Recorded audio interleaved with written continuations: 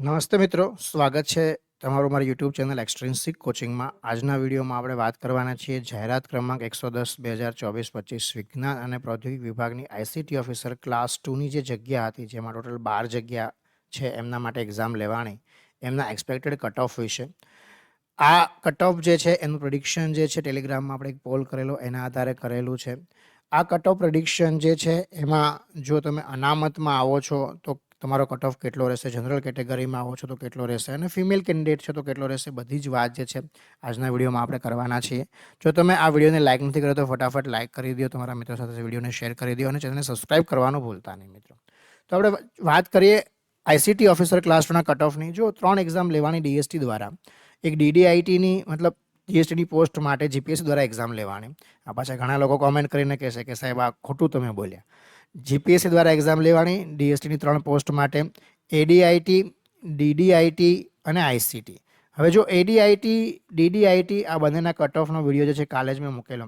આઈસીટીનું જે cut off જે છે એનું પ્રિડિક્શન અલગ એટલા માટે કે આમાં ઘણા બધા કેન્ડિડેટ હતા ડીડીઆઈટી એડીઆઈટીની કમ્પેરિઝનમાં, કારણ કે આમાં 5 વર્ષનો એક્સપિરિયન્સ હતો, આમાં 10 વર્ષનો અને આમાં 2 વર્ષનો. આમાં જે માસ હતો એ બહુ ઝાઝો માસ હતો. ઘણા બધા લોકો જે માસ છે એની હું તમને વાત કરું તો ઘણા બધા લોકો જે ઓલરેડી વાયરલેસ પીએસઆઈ કે વાયરલેસ એએસઆઈની જોબ કરે છે એ લોકોએ પણ આ એક્ઝામ આપેલી. ઘણા બધા લોકો જે પ્રાઇવેટ કંપનીમાં હમણાં જ લાગ્યા છે એ લોકોએ પણ એક્ઝામ આપેલી. ઘણા બધા લોકો જે ઓલરેડી ગવર્મેન્ટમાં જોબ કરે છે, જેમ કે આપણે વાત કરીએ પીજીવીસીએલ, બીએસએનએલ, આ લોકોએ પણ એક્ઝામ આપેલી. તો આઈસીટી ઓફિસર ક્લાસ 2 જે છે એમાં જે તમે કમ્પેરિઝન કરો તો સૌથી વધારે માસ એક્ઝામ આપવામાં હતો ને ડિફરન્ટ માસ હતો. જેમનું નોન ટેકનિકલ ઘણું બધું સારું હોય, ટેકનિકલ બહુ સારું ન હોય, જેમનું નોન ટેકનિકલ ટેકનિકલ બંને સારું હોય, આવા ઘણા બધા લોકો હતા. એટલા માટે એમનો કટ ઓફ પ્રિડિક્શન જે છે એ પણ આપણે અલગથી કરીએ છીએ. જો વાત કરીએ આ ત્રણેય એક્ઝામની, એડીઆઈટી, ડીડીઆઈટી અને આઈસીટીની, તો સૌથી વધારે જે અઘરામાં અઘરો પેપર હતો એ આઈસીટી ઓફિસરનો હતો. સાહેબ આવું કામ કહો છો? કારણ કે એડીઆઈટીનો જે પેપર હતો એ તો બધા એમ કહે છે કે બહુ બધા ગેટના ક્વેશ્ચન ને ઇસરોના ક્વેશ્ચન પૂછી લીધા, તો એ અઘરો ના કહેવાય. અઘરો ના કહેવાય કારણ કે બેઠાસ ક્વેશ્ચન હતા, એમાં કંઈ નવું નહોતું કર્યું. એક્ઝામિનર જ્યારે પેપર સેટ કરે છે ત્યારે જે પેપર સેટર જે છે એ કંઈક નવા ક્વેશ્ચન લાવે, એવા ક્વેશ્ચન લાવે કે એવી પેટર્ન લાવે કે જે ક્વેશ્ચન પહેલાં સ્ટુડન્ટે જોયેલા નથી, તો એમને એટેમ્પ્ટ કરવા હંમેશા અઘરા પડે. એક જેને કહેવાય કે માહિતગાર હો તમે પેટર્નથી અને એવી જ પેટર્નના ક્વેશ્ચન આવે તમારા માટે એટલું બધું અઘરું નથી. એડીઆઈટીના પેપરમાં એવું જ હતું, ગેટ અને ઇસરોના ક્વેશ્ચન હતા, પણ જેણે ઓલરેડી કમ્પ્યુટર સાયન્સના સ્ટુડન્ટ છે અને જેણે ઓલરેડી ગેટની ઇસરોની તૈયારી પહેલાં કરેલી છે એ લોકો માટે અઘરું હતું. એ લોકો માટે અઘરું નહોતું કારણ કે ક્વેશ્ચન તો એમણે જોયેલા હતા એકવાર.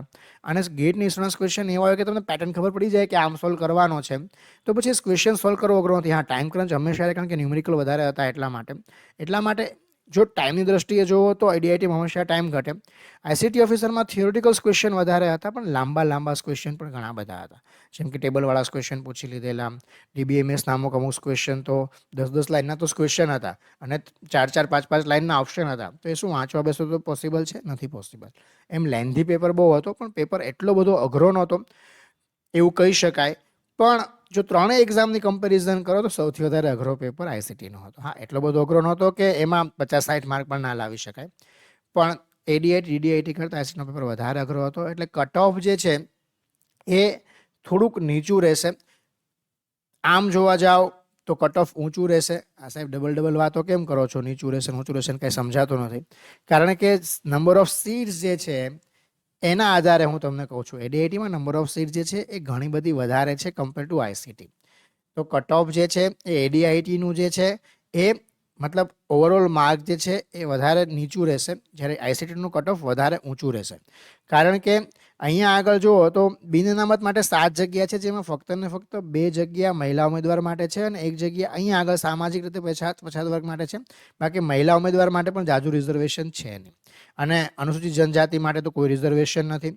બાકી 1 ને 3 જગ્યા છે આર્થિક રીતે નબળા વર્ગો અને સામાજિક પછાત વર્ગો માટે, અને અનુસૂચિત જનજાતિ માટે 1 જ જગ્યા છે. તો જો તમે કોઈ કેટેગરીમાં આવો છો તો અહીંયા આગળ હું એમ કહીશ કે -10 નહીં, -5 કરવાના. હું તમને જે કટ ઓફ કહું છું એના -5 કરી લેવાના, અને ઓવરઓલ કટ ઓફ જે હું વાત કરું છું એમાં ±5 જે છે એ આગળ પાછળ થઈ શકે, બહુ જાજો ડિફરન્સ પડશે નહીં.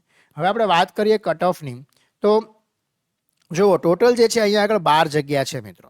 અને આપણે ટેલિગ્રામમાં એક પોલ કરેલો અને એ પોલ પ્રમાણે જો આપણે વાત કરીએ તો 8% લોકો એવા છે કે જેને 150થી વધારે માર્ક આવે છે. આ બધાય ગોળા મારવાવાળા છે. એકચ્યુઅલી આ ઓપ્શનો જો એટલા માટે રાખું છું પોલમાં કે જે ગોળા મારવાવાળા હોય ને એ હંમેશા ઊંચા ગોળા જ મારે, મતલબ નાના હું કામ ફેંકવી તો પછી બહુ મોટી ફેંકવી.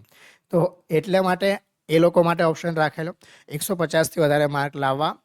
આ ક્વેશ્ચન પેપરની ટફનેસ જોતા બહુ જ અઘરું છે. હોઈ શકે કોઈને એકાદ જણ હોઈ શકે, 2-5 જણ હોઈ શકે, પણ 8% લોકો ના હોય. તો એટલા માટે એને આપણે કન્સિડર નહીં કરીએ મિત્રો. 2-3 જણા માટે એ 8% લોકોને કન્સિડર ના કરાય. બાકીના જે આપણે વાત કરીએ તો 110થી વધારે માર્કવાળા લોકો ઘણા બધા છે. કારણ કે જો નોન ટેકનિકલના પેપરની આપણે વાત કરીએ તો નોન ટેકનિકલનો જે પેપર હતો એમાં એવરેજ 30 માર્ક લાવવા બહુ અઘરા હતા નહીં. કારણ કે ઘણા બધા લોકોને આમાં આઈસીટી ઓફિસરમાં પર્ટિક્યુલરલી 60 ઉપર પણ નોન ટેકનિકલમાં માર્ક થાય છે. જે જો એ લોકો સાચું કહેતા હોય તો, હા, મને માર્ક્સ કીધેલા છે, હું જેમના કોન્ટેક્ટમાં છું એમના આધારે હું વાત કરું છું કે ઘણા બધા લોકો એવા છે કે જેને 10-15 માર્ક થતા હતા. આઈસીટી ઓફિસરમાં પર્ટિક્યુલરલી 60+ માર્કવાળા પણ છે નોન ટેકનિકલમાં, જેણે આઈસીટી ઓફિસરની તૈયારી કરી હોય. 50+ માર્કવાળા તો ઘણા બધાય છે. એટલા માટે ઓન એવરેજ આપણે 30 માર્ક કાઉન્ટ કરીએ છીએ કે નોન ટેકનિકલમાં 30 માર્ક લાવવા અઘરા હતા નહીં.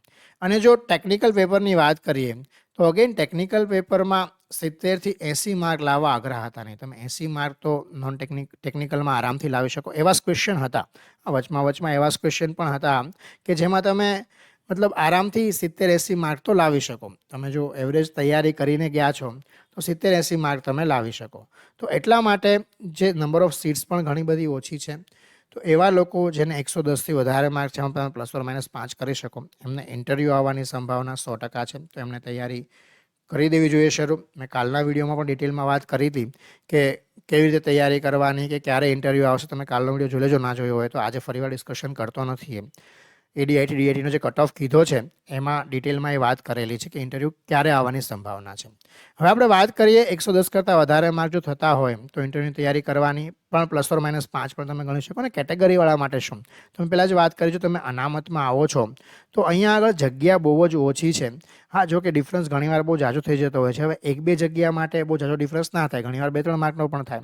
તો ટોટલ જો આપણે કાઉન્ટ કરીએ તો અહીંયા આગળ 12 જગ્યાઓ માટે આમ તો 36 ઉમેદવારોને બોલાવવાના થાય ઇન્ટરવ્યૂ માટે. પણ એક્સપિરિયન્સવાળી જગ્યા છે એટલે મને એવું લાગે છે કે જનરલી 50 લોકો જે છે એને ઇન્ટરવ્યૂ માટે કદાચ બોલાવી શકે.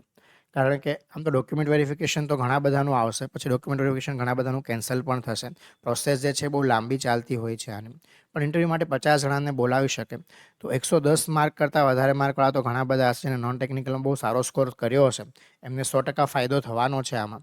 કારણ કે ટેકનિકલમાં ક્વેશ્ચન પેપર જ્યારે અઘરો હોય ત્યારે આમાં નેગેટિવ પણ બહુ થાય. જ્યારે આઈસીટીનો પેપર જે હતો ને એ ટાઈપનો પેપર જ્યારે એક્ઝામમાં પૂછી લે ને ત્યારે બધાને નેગેટિવ માર્ક બહુ થતા હોય. કારણ કે ઘણાને એવું લાગે કે આ બંને સાચા છે, ઘણા લોકો બંને સાચા મારીને આવી જાય, ઘણા લોકો બંને ખોટા તો કોઈ દિવસ મારે જ નહીં આવે, ઘણા બધા જવાબ બંને ખોટા પણ હતા. એવું તો કોઈ વિચાર જ ના આવે કે આ બંને ખોટા છે. મતલબ એકદમ તમે કોન્ફિડન્ટ ના હો જે ક્વેશ્ચનનો કોન્સેપ્ટ છે એમાં, તો હંમેશા 1-2-3, 1-2, પહેલું બીજું, બંને ખોટા બંને સાચા, આવા ઓપ્શન જ્યારે પણ હોય ત્યારે હંમેશા કન્ફ્યુઝન ક્રિએટ થતું હોય છે. અને એવું એક્સપિરિયન્સ હોય અને આવા ડિટેલમાં બહુ મતલબ તૈયારી પણ કરી હોય એવા લોકો બહુ ઓછા મળતા હોય છે. એટલા માટે ટોપ 40 કે ટોપ 50માં આવી અને ઇન્ટરવ્યૂ માટે અપિયર થવું એ પણ એક સારી વાત છે એક્સપિરિયન્સવાળી જગ્યા ઉપર. પણ જે ક્વેશ્ચન પેપરનો લેવલ હતો એ પ્રમાણે અગેન હું તમને કહું છું કે આટલો કટ ઓફ રહી શકે.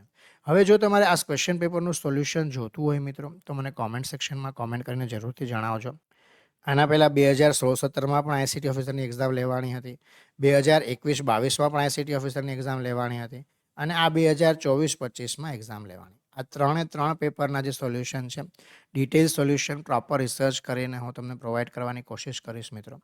એમાં કાંઈ અઘરું છે નહીં. કોમ્પ્યુટર સાયન્સના સિલેબસ મોટા ભાગે છે, મતલબ કોમ્પ્યુટર સાયન્સના સબ્જેક્ટ જ છે એ સિલેબસમાં છે. અને બીજી એક વાત મિત્રો તમને કરી દઉં, આ અનઓફિશિયલ જાહેરાત હું તમને કરું છું કે એક બહુ મોટી નવી વેકેન્સી જે છે આઈસીટી ઓફિસરની આવવાની છે. જો તમે આ વિડીયો પૂરો જોયો હશે તો તમે આ વાત સાંભળવા મળશે અને તમે તૈયારી શરૂ કરી શકશો. જો તમારે આ એક્ઝામમાં 100થી ઓછા કે 90થી ઓછા માર્ક થાય છે તો નેક્સ્ટ એક્ઝામની તૈયારી તમારે શરૂ કરી દેવી જોઈએ. અને વેકેન્સી પણ એટલી બધી આવવાની છે મિત્રો. આ જાહેરાત જે છે એ કદાચ આવતા વર્ષે આવી શકે. 82 વેકેન્સી માટે આઈસીટી ઓફિસરની રિક્રુટમેન્ટ આવવાની છે. આ જગ્યા મંજૂર થઈ ગઈ છે મિત્રો. આ અનઓફિશિયલ ન્યૂઝ છે, ઓફિશિયલ ન્યૂઝ નથી, પણ જે માહિતી મળી છે એના પ્રમાણે આ જગ્યા નિયર ફ્યુચરમાં આવવાની છે. તો જો આ એક્ઝામમાં તમે રહી ગયા છો કે એવું લાગે કે આ એક્ઝામમાં તૈયારી બરાબર નહોતી થઈ, તો અત્યારથી તમે તૈયારી શરૂ કરી દેશો તો પછી જો તમે છેલ્લા 1-2 મહિનામાં તૈયારી કરો ને પછી એમાં રિવિઝન ના થાય, પછી કોન્સેપ્ટ ક્લિયર ના થાય, પછી આવા પેપર પૂછી લે તો પછી એમાં એમ થાય કે આટલી બધી તૈયારી કરીને માર્ક આવ્યા નહીં. પણ આવા પેપરમાં તમારે બહુ વાર રિવિઝન કરવું પડે, ત્યારે એકદમ તમારો કોન્સેપ્ટ પાક્કો થઈ જાય કે ના આ જ જવાબ આવે. એમાં 2, 3, 4, 5 જે કાંઈ 5 સ્ટેટમેન્ટ નાખી દે તો શું વાંધો છે? 5 સ્ટેટમેન્ટની આપણને ખબર છે, પણ એ તૈયારી કરી હોય ત્યારે તમે કહી શકો. તો એટલા માટે આ અગેન હું તમને કહું છું, અનઓફિશિયલ જાહેરાત છે. ઓફિશિયલની જે મિત્રો કામ કરે છે કે જોબ કરે છે ઓલરેડી ડીએસટીમાં, એમના દ્વારા ઇન્ફોર્મેશન આપવામાં આવી છે કે જગ્યા મંજૂર થઈ ગઈ છે એટલે વેકેન્સી આવશે. હવે જીપીએસસી 1 વર્ષમાં લે, 2 વર્ષમાં લે, 3 વર્ષમાં લે, કેટલા વર્ષમાં લે એવું કંઈ નક્કી ના કહી શકાય. પણ જો તમારે આ પોસ્ટ ઉપર જોબ કરવી હોય, પોસ્ટ ઘણી બધી સારી છે. આ જો કે જોબ એટલી બધી સારી છે નહીં, મેં તમને પહેલાં પણ એક વિડીયો ડિટેલમાં મૂકેલો છે કે તમે જો એવું વાયરલેસ પીએસઆઈમાં જોબ કરતા હોય તો મારી દ્રષ્ટિએ વાયરલેસ પીએસઆઈ છોડીને આઈસીટી ઓફિસરમાં જવાય નહીં. મેં તમને પહેલાં પણ કીધેલું છે અને હજી પણ મારું એ જ સ્ટેન્ડ છે. એમાં કાંઈ મારું સ્ટેન્ડ ચેન્જ નથી થવાનું એક્ઝામ પછી. તો એના માટે પણ ડિટેલમાં એક વિડીયો મેં મૂકેલો છે કે જોબ પ્રોફાઇલ કેવી છે. હા, તમે ના જોયું હોય તો જોઈ લેજો. પણ છતાં લોકોને એવું હોય કે ના સેલેરી સારો છે, 1 લાખ કરતાં વધારે સેલેરી મળશે, ક્લાસ 2ની પોસ્ટ મળે છે, ગાંધીનગરમાં પોસ્ટિંગ મળે છે, આવી બધી ઈચ્છા હોય તો તમે જઈ શકો છો અને તૈયારી પણ અત્યારથી શરૂ કરી શકો છો. જો તમારે તૈયારી અત્યારથી શરૂ કરવી છે, તમારે મટીરિયલ જોવે છે આનું, તો મને તમે ડાયરેક્ટલી ડીએમ પણ કરી શકો છો. આનું બધું જ જે છે હું તમને પ્રોવાઈડ કરીશ. અને જો વેકેન્સી એકવાર ઓફિશિયલ જાહેર થઈ જશે એના પછી જરૂર એ સમયે અમારે ટાઈમ હશે તો આપણે આના ક્લાસીસ પણ કરાવીશું. બરાબર છે મિત્રો? તો તમને આ વિડીયો પસંદ આવ્યો હોય તો આ વિડીયોને લાઈક જરૂર કરજો, બીજા મિત્રો સાથે શેર જરૂર કરજો અને ચેનલને સબસ્ક્રાઈબ કરવાનું ભૂલતા નહીં મિત્રો. ધન્યવાદ.